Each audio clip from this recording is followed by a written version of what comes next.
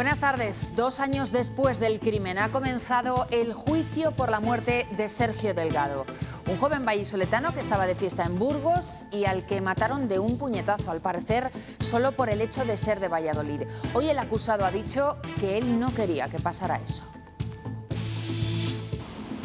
Hoy se ha celebrado la primera de las jornadas de este juicio, que a priori se extenderá hasta el viernes. Hemos podido escuchar los alegatos de las partes, también a 13 testigos de lo ocurrido, y hemos podido escuchar muy brevemente al acusado, que ha negado que quisiera matar a Sergio. Una veintena de ríos están en alerta en Castilla y León, sobre todo en la provincia leonesa. No deja de llover, se ha templado el tiempo y llega el deshielo. Los caudales están máximos y hay riberas que ya se han anegado. Un fuerte desprendimiento de rocas ayer por la noche ha dejado completamente inutilizado un tramo de la Nacional 632 entre las localidades burgalesas de Valdenoceda e Incinillas, en el norte de la provincia. Se desconoce cuánto tiempo tardará en arreglarse esta carretera y cuándo se volverá a abrir al tráfico un tramo que ha quedado cortado durante 6 kilómetros. Era la única capital de Castilla y León donde todavía no habíamos visto tractorada en la última semana, pero hoy Segovia ha cumplido con el calendario. Centenares de agricultores y ganaderos han sacado sus protestas a la calle. Y les vamos a desgranar hoy las novedades que tienen las listas del PP para las elecciones de marzo. Hay consejeros que se mantienen como candidatos a las Cortes, pero hay otros que salen de la propuesta popular. Suárez Quiñones ya no va en la lista de la provincia leonesa, pero ojo, porque eso no implica que no pueda volver a ser consejero. Tampoco van en las listas González Corral o Gago, pero repiten en sus provincias Alejandro Vázquez, Isabel Blanco y también Carriero.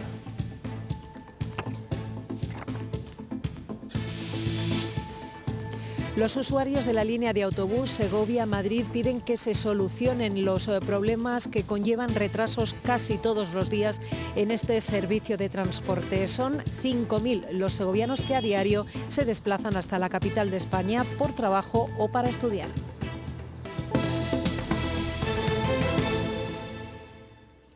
Podrían caerle hasta 20 años de cárcel por haber matado al joven Sergio Delgado. Desde hoy se sienta en el banquillo porque ya ha comenzado el juicio en Burgos y esta mañana le hemos visto afectado, sin dejar de sollozar. Lo que también hemos visto en ese juicio es cómo tomaba la palabra el acusado, muy brevemente, porque hasta el viernes no declara. Admite que pegó un puñetazo a Sergio Delgado, pero dice que no quiso matarlo. También habrá que determinar si lo hizo porque le dijo que era de Valladolid. En esta primera jornada se ha formado al jurado popular y también hemos podido escuchar los alegatos de las partes, Fiscalía, Acusación y Defensa, y la declaración de 13 testigos, entre ellos amigos del propio acusado que presenciaron los primeros minutos de la conversación, de la charla entre Sergio y el agresor a la salida del bar de Las Llanas. El juicio se extenderá a priori hasta el viernes, cuando se interrogará al acusado, para el que la Fiscalía pide 12 años de prisión y la acusación particular, es decir, la familia, 20 años. Primera jornada del juicio por la muerte del vallisoletano Sergio Delgado. La acusación particular quiere probar que el acusado asumió al dar el puñetazo que podía causarle la muerte, y la defensa asegura que, de no haber sido por la dolencia cardíaca que padecía Sergio y su elevada tasa de alcohol, el desenlace no hubiera sido el mismo. También ha hablado el agresor, que será interrogado el viernes. Hoy ha negado que quisiera matar a Sergio. Yo no soy ningún asesino, no quería que eso pasara. Después han declarado 13 testigos, entre ellos los amigos del agresor, que presenciaron los primeros minutos de la charla entre Sergio y el acusado a la salida del bar de Las Llanas. Yo solo escuché cuando llega, que le preguntamos de dónde era y él contestó y ya. No escuché nada más. Estaban hablando de Valladolid y algo de fútbol. Pero ninguno escuchó lo que se habló justo antes del puñetazo, que vieron de refilón. Ha declarado también el amigo que acompañaba a Sergio en ese momento, pero que no vio nada, el profesor de Muay Thai del acusado, que dice que su nivel es bajo, y una amiga de la víctima que le socorrió y habló con Sergio justo antes de que muriera. El juicio seguirá mañana con las declaraciones de más testigos. Hasta 13 se van a dar cita para arrojar luz sobre lo que sucedió esa noche en Las Llanas, una zona de fiesta de Burgos. También comparecerán peritos, efectivos de la Policía Nacional y local. Será el viernes cuando llegue el turno del acusado, en torno a las 10:15 de la mañana, y después todo quedará en manos del jurado popular. Y también en Burgos, la Guardia Civil ha detenido a un hombre de 49 años por corrupción de menores a través de redes sociales. El acusado hacía videollamadas con niños y adolescentes de varios países, a veces incluso les ofrecía dinero si eran menores vulnerables. Ya en el pasado se le había investigado por hechos similares. Y ya hay sentencia para otro hombre condenado a 11 años de cárcel por haber agredido sexualmente a una menor en repetidas ocasiones. La conoció en 2021 por Instagram. El joven mayor de edad conoció a la menor cuando ésta tenía 11 años a través de Instagram. Después de 2 años de mensajes se conocieron en persona y fue un año después, cuando ella ya contaba con 14 años, cuando comenzaron las relaciones sexuales completas. Él afirma que consentidas. Ella, una menor con un 47% de discapacidad, asegura que no eran placenteras, pero que consintió para no perder la amistad del joven. Este fue juzgado por un delito de agresión sexual continuada a una menor y por el que ha sido condenado a 11 años de cárcel y 8 más de libertad vigilada, así como a la prohibición de acercarse a menos de 200 metros de la menor, de su domicilio y de su centro de estudios. Y año y medio después de que rompieran con la Iglesia, ya se acerca la fecha del desahucio de las monjas de Belorado, en Burgos. El 10 de febrero, la semana que viene ya, tendrán que abandonar el monasterio. Así que las 7 exclarisas que quedan allí ya están buscando alternativas. Han lanzado una campaña en redes para que alguien les ceda una casa o un monasterio y que les ayuden económicamente, con ingresos en su número de cuenta.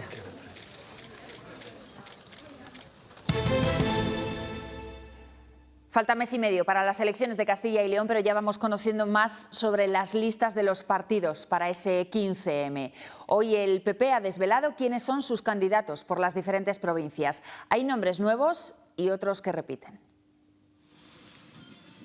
El Partido Popular ha dado a conocer sus listas oficiales de cara a los comicios del mes de marzo. Suárez Quiñones, González Corral o González Gago son los nombres que no se aprecian en ninguna de las candidaturas, unas listas en las que sí se observa un alto porcentaje de renovación.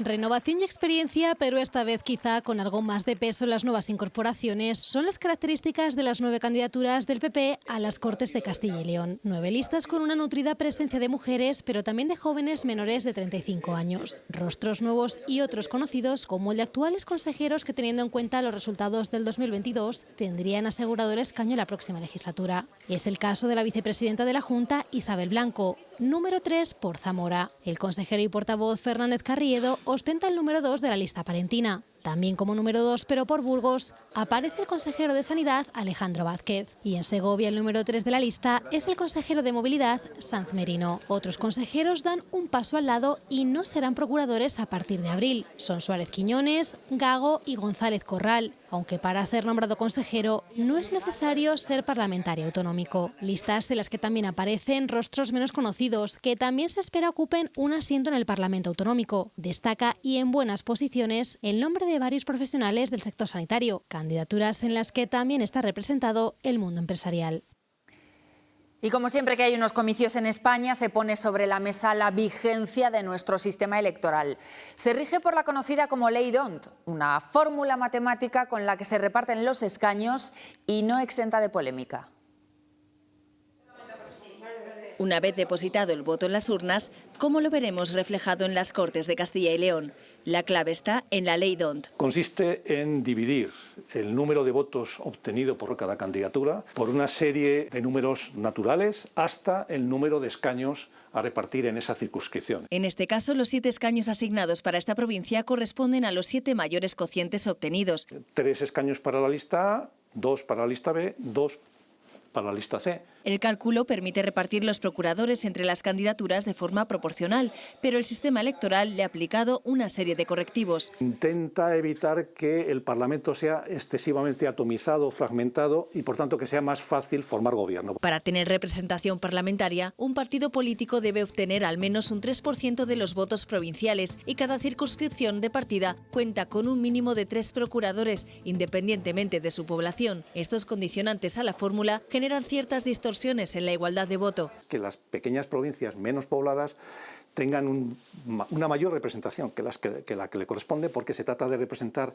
población, pero también representar territorios. A pesar de los correctivos de la ley DONT, en las últimas elecciones está siendo necesario otro factor, el de la negociación, para lograr esa pretendida estabilidad gubernamental. Las siguientes elecciones de este ciclo son las de Aragón, este mismo domingo. Hoy hemos conocido 3 encuestas que mantienen al PP como primera fuerza y que apenas varía los escaños que ya tiene. Estaría a 4 de la mayoría absoluta. El PSOE cae de manera evidente y Vox podría duplicar su representación. Además, Chunta Aragonesista podría subir y Aragón Existe se mantendría sin mucho cambio. Ahí lo están viendo. Sumar en la horquilla más amplia conseguiría hasta 3 diputados.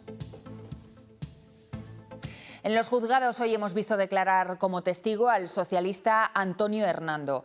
Ha reconocido que se reunió con Leire Díez y que habló con ella de los supuestos seguimientos que habría hecho el comisario Villarejo a la familia de Pedro Sánchez. Según ha relatado Hernando, esa reunión se produjo para hablar sobre el presunto seguimiento que la llamada Policía Patriótica realizaba a Sánchez y a sus hijas. Una reunión en la que, según el secretario de Estado, estuvo presente también Santos Cerdán, que hoy en su declaración ha querido desvincular por completo a la cúpula del Partido Socialista de las presuntas maniobras de Leire Díez, pero sí ha reconocido que Santos Cerdán se reunió hasta en 2 ocasiones con la exmilitante socialista. Además, también ha reconocido que Leire Díez le mostró audios sobre las saunas del suegro de Sánchez. Cerdán no está siendo investigado por ese asunto, pero sí por el presunto amaño de contratos de obra pública a cambio de comisiones junto a José Luis Ábalos y Koldo García. Hoy el Supremo ha derivado a la Audiencia Nacional este caso, una vez que Ábalos ha renunciado al escaño y que ha perdido, por tanto, su condición de aforado. Núñez Feijóo señala a Pedro Sánchez como responsable de la gestión de la Dana de Valencia.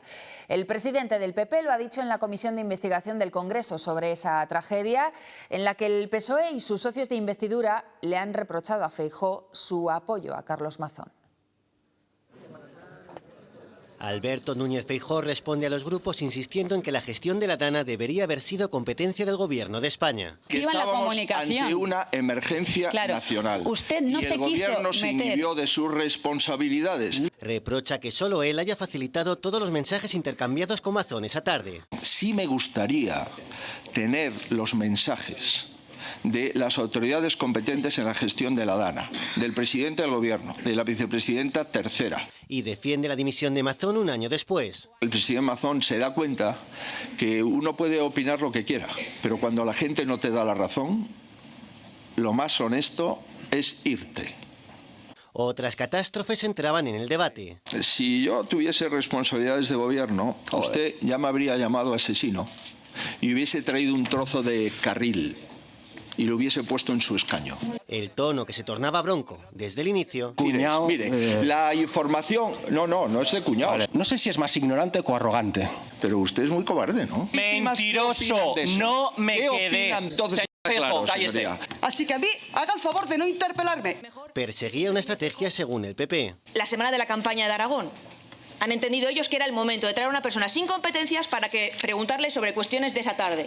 Instan a que todas las partes implicadas acuden al Congreso para dar con la verdad.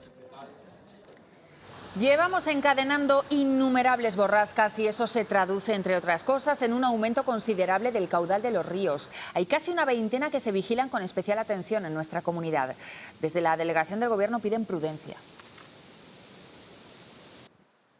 Dentro de esas lluvias abundantes que, como todos podemos ver, ya se vienen produciendo desde hace varios días, pero hoy en especial se junta el deshielo y esa capa de nieve que con la mejora de las temperaturas también va a aportar muchísimo caudal de agua a los diferentes arroyos y ríos de nuestra comunidad autónoma.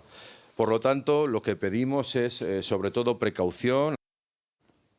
Una de las provincias más afectadas por las alertas de los ríos es León, con varias estaciones especialmente vigiladas. Una de ellas, la de la propia capital. León tiene 8 ríos en alerta por crecidas y la mayoría muestran una tendencia ascendente, con nivel naranja en el Porma, Cea y Omaña, y Duerna, Órbigo, Esla y Tuerto en amarillo, pero preocupa especialmente el Bernesga en nivel rojo a su paso por la capital, y de hecho el Ayuntamiento ha cortado los accesos a las veredas y pasarelas por peligro de desbordamiento. El agua ya corre sobre algunas de esas pasarelas, el río supera los 3 metros de altura y un caudal que ha llegado a sobrepasar los 200 metros cúbicos por segundo. La subdelegación del Gobierno en León recomienda extremar la precaución en riberas, vados y zonas inundables, especialmente en el entorno del Bernesga, aquí en León capital, y en Alija de la Ribera. Seguimos muy pendiente de la situación de los ríos de Zamora, especialmente del río Duero, que continúa llevando un caudal muy abundante, en estos momentos de 517 metros cúbicos por segundo. Por esto, las autoridades han procedido al corte de determinadas zonas próximas a los paseos ribereños por las inundaciones. Sin embargo, lo peor del día se lo ha llevado el río Negro y sus proximidades, debido al aumento considerable de su caudal. Según las previsiones, se espera que el jueves sea el pico más alto en el que el caudal sea más abundante en toda la semana. Continúa también la alerta amarilla en el río Tera y en la zona del norte. Por esto, las autoridades piden extremar las precauciones, no acercarse a los paseos ribereños y respetar siempre todas las indicaciones. Están todos los puentes, están ocupados por el agua, que hacía muchos años que no se hacía. Así que sí, está bastante ocupado. No me da miedo. Lo que más miedo me da, por ejemplo, son que todos los árboles de la ladera están sumergidos. Cuando el agua se retire, seguramente caerán. Aparte de que yo paso a veces por aquí y se ven unos remolinos que a veces pienso, como te caigas ahí, te lleva para adentro. Vamos, está explosivo de agua. Es impresionante de verlo bajar así con este agua, pero a mí me encanta. Pero sí que es verdad que nos gusta. A mí por lo menos me encanta ver el río así. Un fuerte desprendimiento de rocas ocurrido ayer por la noche ha dañado de manera importante el firme de la Nacional 232 entre las localidades burgalesas de Valdenoceda e Incinillas, en el norte de la provincia. Ya se habían producido anteriormente desprendimientos en esta zona, pero no tan graves, ya que se ha quedado cortado un tramo de 6 kilómetros, lo que ha supuesto el cierre de la salida y de la entrada de la comarca de las Merindades hacia el puerto de la Mazorra. Se desconoce hasta ahora cuándo se arreglará esta carretera y cuándo se podrá, por supuesto, abrir al tráfico.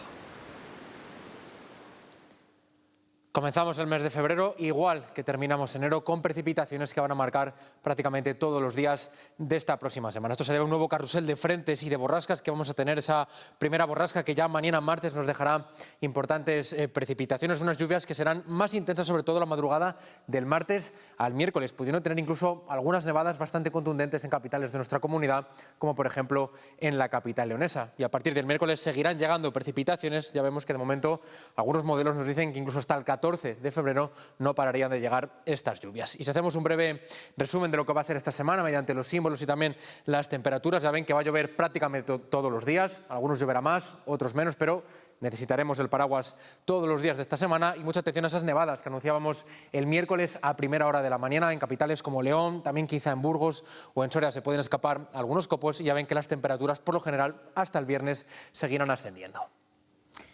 Y con tantos días de lluvia seguidos, los suelos en algunas zonas de la comunidad no pueden absorber más agua. Incluso hay agricultores que están retrasando ya tratamientos en sus tierras y temen consecuencias.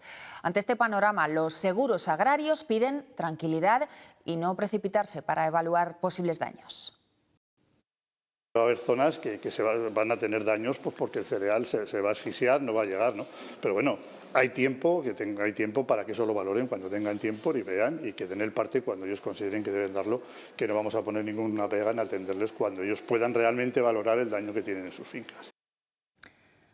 A esta hora el temporal afecta a 30 carreteras por toda España, varias de la red principal. Por ejemplo, la A52 a su paso por Padornelo, en Zamora. Está transitable, pero con precaución. Además, permanecen cerradas a la circulación 2 secundarias, en La Hoya y en Candelario, ambas en la provincia de Salamanca. Nuevos vaivenes en la alta velocidad. Renfe ha decidido suspender sus 3 últimos AVEs entre Madrid y Barcelona. Ha sido por una petición de Adif. Quieren aprovechar la noche para revisar las vías. Diego Cano. Sí, Adif ha solicitado a las 3 operadoras Renfe, Irio y Wigo la suspensión de esos últimos trenes en la línea Madrid-Barcelona en ambos sentidos para realizar esos trabajos de mantenimiento y revisión de las vías durante la noche. Esta decisión llega tras 2 semanas repletas de incidencias, retrasos, cancelaciones, miles de pasajeros afectados. Precisamente esos retrasos son los que impedían que se realizasen las tareas de mantenimiento durante la noche al estar la vía ocupada en las horas que había que hacer las revisiones. Adif sostiene que esta es una decisión necesaria para recuperar la normalidad ferroviaria y reforzar también la seguridad en las vías. Eso sí, no da una fecha de cuándo van a recuperar el servicio de esos últimos trenes.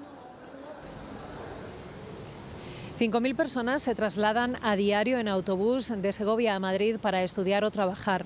La plataforma de usuarios denuncia retrasos recurrentes que les impiden llegar a su hora. Además, la reserva de billetes que hay que hacer con un mes de antelación se complica cada vez más por el mal funcionamiento de la página web.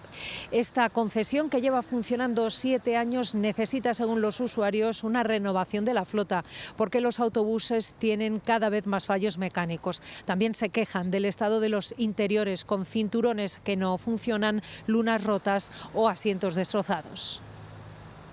El problema que tenemos es que con los horarios que hay actualmente y la demanda que hay es prácticamente imposible organizarse. La conciliación familiar en caso de muchos trabajadores es muy complicada porque a veces sabes cuándo vas, pero cuándo vas a volver, bueno, y a veces, muchas veces tampoco sabes cuándo vas a ir, porque los horarios pues siempre suelen ir con algún retraso o suele haber problemas. A su vez, el Gobierno busca tomar medidas para aminorar los problemas ferroviarios en caso de emergencias como accidentes ferroviarios, problemas climatológicos o de diversa índole. En este caso, con los precios. Desde el Ministerio de Consumo ya tienen lista la medida para topar los precios en caso de accidentes como el de Adamuz. Denuncian que en el momento de suspenderse los trenes, muchos se lucraron a costa del ciudadano. En estos casos, las compañías de transporte no podrán subir los precios de los billetes. En concreto, tendrán que situarlos en la media del precio que estaba un mes antes de producirse el accidente. No quieren que nadie se lucre a costa de situaciones como estas que nos afectan a todos.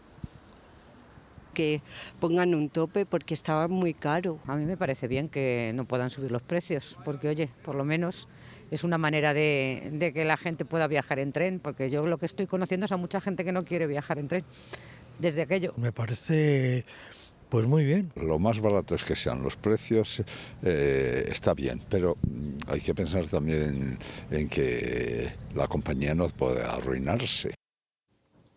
La semana pasada vimos a centenares de tractores bloquear las principales calles de Castilla y León. Hoy las protestas se han trasladado a Segovia, la única capital que faltaba. Las demandas del campo siguen poniendo su mirada en Mercosur y en la PAC.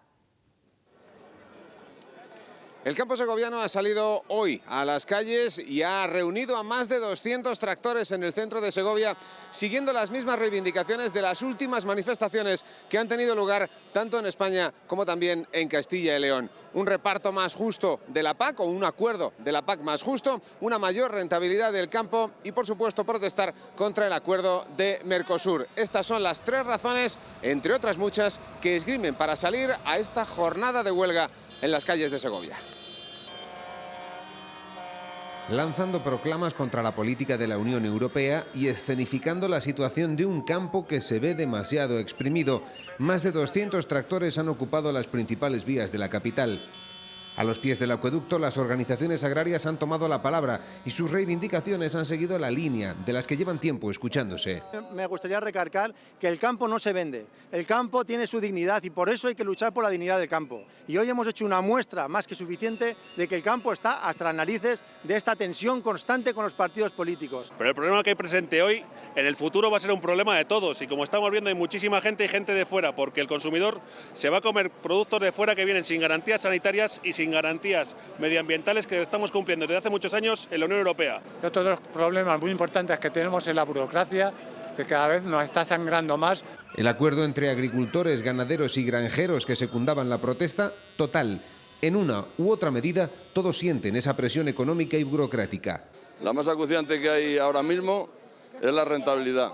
Pues va a ser el futuro de la agricultura con la competencia que vamos a tener todo lo firmado con el Mercosur, porque no se va a poder competir con vacuno, ni azúcar, ni pollos, ni nada. No le compensa sembrar, pues lo traen de fuera y a la mitad de precio. El aplazamiento de Mercosur por el momento les da un respiro, pero también aire, porque entienden que sus protestas han hecho fuerza para que dicho acuerdo no entre en vigor. En torno a una treintena de cabezas son las que se han dado cita en el mercado de ganados en su reapertura.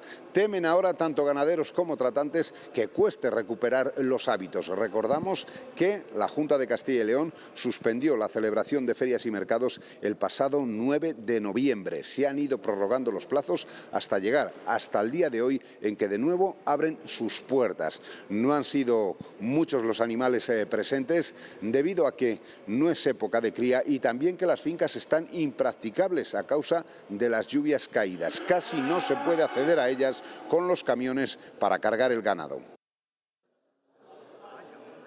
Los animales han regresado al mercado de ganados de Salamanca tras una ausencia de 3 meses. La Junta de Castilla y León ha levantado las restricciones decretadas a causa de la dermatosis nodular contagiosa hasta el 31 de marzo, siempre y cuando la situación sea favorable. Recuperar el hábito de acudir al recinto ferial es ahora una de las preocupaciones de tratantes y ganaderos. Hay cierto miedo y por eso no han venido muchos ejemplares, todavía por el tema de la dermatosis, a pesar de que con suerte aquí no ha afectado mucho. De momento, cuando hemos llegado, la impresión, la sorpresa, pues que no hay mucho. Sí. Pero bueno, ya más adelante, pues a lo mejor poco a poco se va animando. En el primer día de reapertura se han dado cita 10 becerros machos y 24 hembras. La escasez de crías en las explotaciones y el estado en que se encuentran a causa de las lluvias caídas no ha favorecido la presencia de más reses. Porque claro, el agua es muy beneficiosa, pero claro, con excesivo no. Muchos son los que han acudido por curiosidad para ver cómo era la reapertura,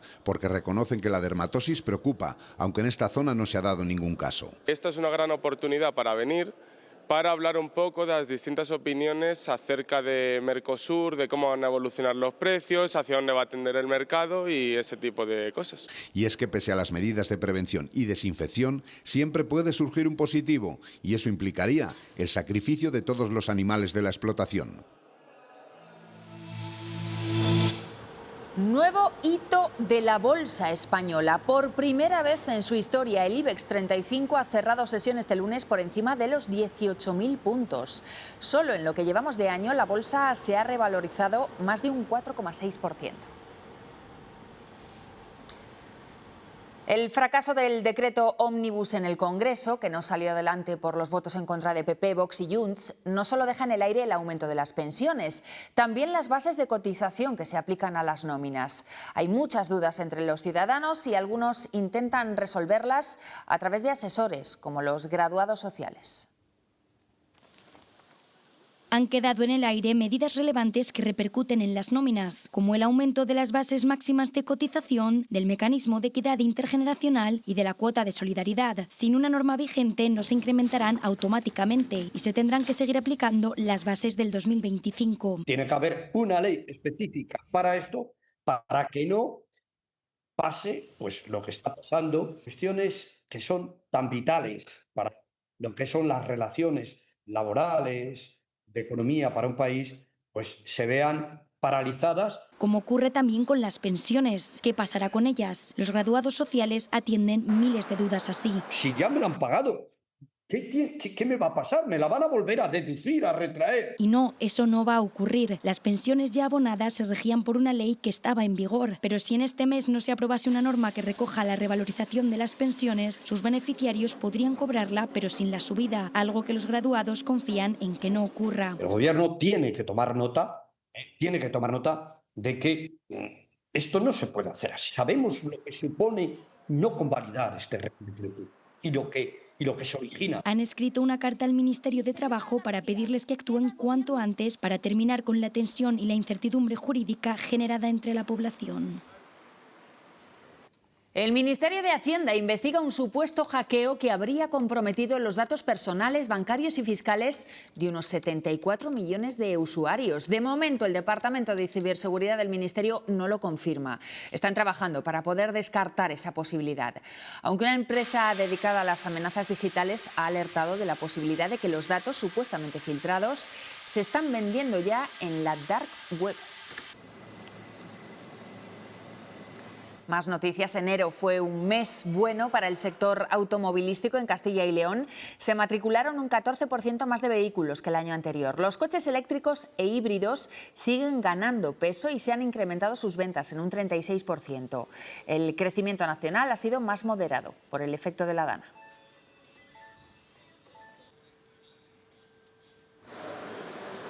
¿Superado el primer mes del año? Ha sido bastante bueno. En los concesionarios de automóviles. Nosotros bien. Hay optimismo. Firmaría ahora mismo repetir un 2026 como ha sido el 2025. Tras superar el 1.100.000 matriculaciones en nuestro país este 2025, el reto para 2026 es seguir aumentando ventas y sobre todo volver a las cifras prepandemia. Y para conseguirlo... El mercado está a la espera del lanzamiento del nuevo plan del Gobierno. Ese nuevo plan de ayudas denominado Autoplus sustituirá al plan MOVES que acabó en diciembre y se anunció hace semanas, aunque a día de hoy... Todavía no tenemos noticias de su lanzamiento final y la gente está, bueno, pues esperando noticias. Que por fin digan qué van a hacer. Lo estamos esperando con ganas porque casi el 50% de nuestro volumen es híbrido enchufable o eléctrico. Y a esos vehículos va dirigido ese plan que sobre el papel supondrá un gran impulso a las ventas porque para recibir las ayudas... Será un proceso más directo con descuentos directos en la compra. Algo que el sector llevaba tiempo reclamando. Lo que ha pasado con el último MOVES ha habido gente que ha estado esperando casi 2 años a recibir su dinero. Eso sí, tarden lo que tarden, parece asegurado que las ayudas cuando sean oficiales serán retroactivas al 1 de enero. Castilla y León sigue siendo la reina del turismo rural. Un año más lidera con 1,8 millones de pernoctaciones, todo a pesar de la bajada. Y es que este año hubo un 5,9% menos de pernoctaciones que en el año 2024. Si nos fijamos por provincias, León, Zamora y Burgos son las que más bajan debido en parte a esos incendios que tuvimos este verano. Sin embargo, Valladolid, Salamanca y Ávila suben.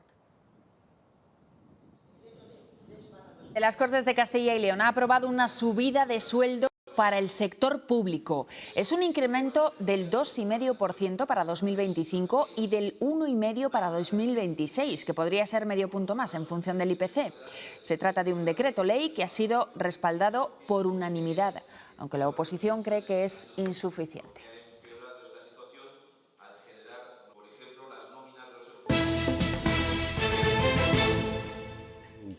Germán Vega García Luengos, fundador y codirector del Festival de Teatro Clásico de Olmedo, es el nuevo Premio Castilla y León de las Ciencias Sociales.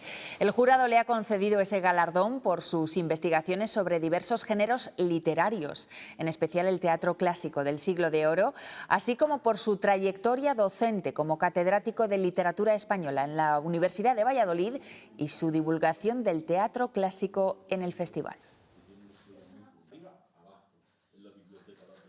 Es la reproducción del cráneo de esta nueva especie de dinosaurio, Fosqueia pellendonum, el más pequeño del mundo conocido hasta ahora dentro del grupo de los herbívoros. Tenemos, si no recuerdo mal, hasta 5 fémures de individuos que son crías, subadultos y adultos. Entonces tenemos una pequeña manada. Los fósiles de este dinosaurio enano fueron hallados en un yacimiento cerca de Villanueva de Carazo, en la Sierra de la Demanda, en 1998. Pero es ahora cuando se ha publicado el estudio que confirma que esta especie del Cretácico inferior, hace 125 millones de años, es nueva. En la parte superior, lo que llamamos premaxilares, hay como unos dientes muy débiles y dirigidos hacia adelante, no hacia abajo. Probablemente eran dientes inútiles. Es decir, este animal fue evolucionando a perder la capacidad masticatoria en la parte anterior de la boca y reforzarla en la posterior. Las innovaciones anatómicas del cráneo arrojan luz sobre lo que se consideraba un linaje fantasma. Supone un cambio absolutamente radical, traumático, digamos, de la clasificación de dinosaurios. Y nuestros resultados, hemos trabajado con muchísimos datos, muchas especies y muchas características anatómicas, sugieren que habrá que replantearse esa clasificación. Fosquella Pelendonum, llamado así por el pueblo celtíbero que habitó la zona donde fue descubierto, se mostrará en un par de meses en el Museo de Dinosaurios de Salas de los Infantes.